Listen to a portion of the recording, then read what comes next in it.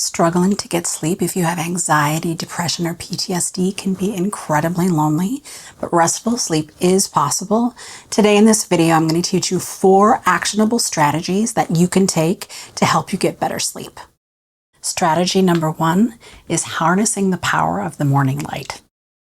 People who have anxiety, depression, or PTSD often have sleep interruptions. You might sleep in too much or might not be getting enough sleep. Setting your circadian rhythms, getting that morning light is really powerful in helping to set the rhythm so that you can sleep better. And so that can mean opening your shades or opening your windows so that you get a lot of natural light in the morning. Ideally, getting outside so you can get sun on your skin and even facing the direction of the sun so sun can enter into your eyes. You don't have to stare at the sun. You don't want to do that. But letting the sun get into your eyes is actually really going to help set your rhythms and help you get a better night's sleep. Hi, I'm Kristen. Years ago, I left a toxic marriage, and it took me getting out of that marriage to realize that I had repeated the cycles of emotional neglect and abuse in my marriage that I had had in my childhood. And after I left my marriage, I had PTSD, anxiety, depression, codependency, and an anxious attachment style. And I've largely healed from most of those things, and I want to teach you what I've learned so that you can also heal and lead a more joyful life. Strategy number 2 is breaking hyperinsomnia inertia. And what that means basically is not allowing yourself to oversleep. And so for people who have a lot of issues with oversleeping, and this really is common with depression, you want to encourage yourself to get out of bed. And so what I recommend is, first of all, setting an alarm, because if you let yourself sleep naturally, you're probably going to oversleep. And then I would also recommend setting that alarm across the room so that you are forced to actually physically get up out of bed, walk across the room to turn it off. And then you should also reward yourself with something. And that might be as simple as a cup of tea or, a good morning snack to get the day started, or a podcast. If you're, love to listen to podcasts, having something planned to reward yourself for getting up is a great way to kind of move into the next part of the day. Next strategy is the 40-minute rule for insomnia. So if you are a person that struggles to get to sleep, or if you wake up in the middle of the night and you can't get back to sleep, if it's been about 40 minutes, you need to get out of bed.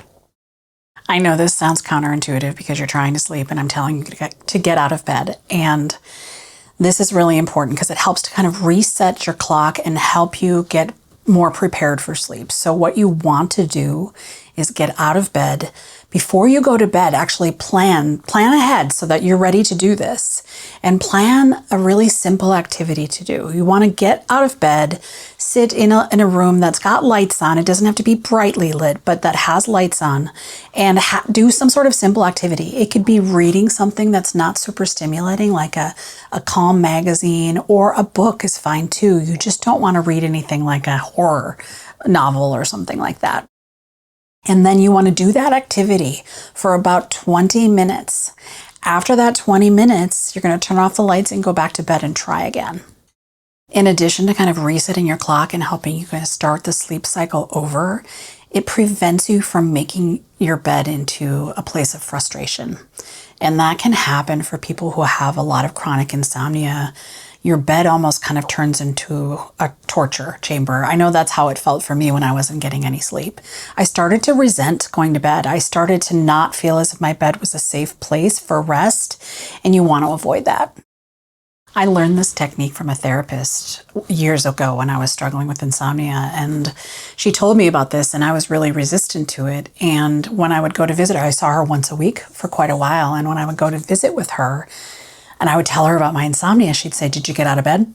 And week after week, I would say, No, I didn't. She's like, "Well, you have to get out of bed." And finally, I started doing it. I just made a commitment and I started doing it. And I can honestly say it has always worked for me. If I get to the point where I can't go back to sleep, I get out of bed. I usually sit and read for, 20 minutes or so. And to this date, every time I've ever done it has really worked well for me. So I highly encourage you to try this. Before we go through strategy number 4, I just want to take a minute and let you know that I've created a mental health resource guide. And this is a guide that contains information about most of the things that I have done over the past several years to heal myself from my past traumas. And I want to share those things with you. So there's a link down in the description that you can click, and I will send the resource guide to you for free. If any of these things in this video are resonating with you, please leave me a comment. Let me know what you're planning on trying out. And of course, come back and let me know how it goes.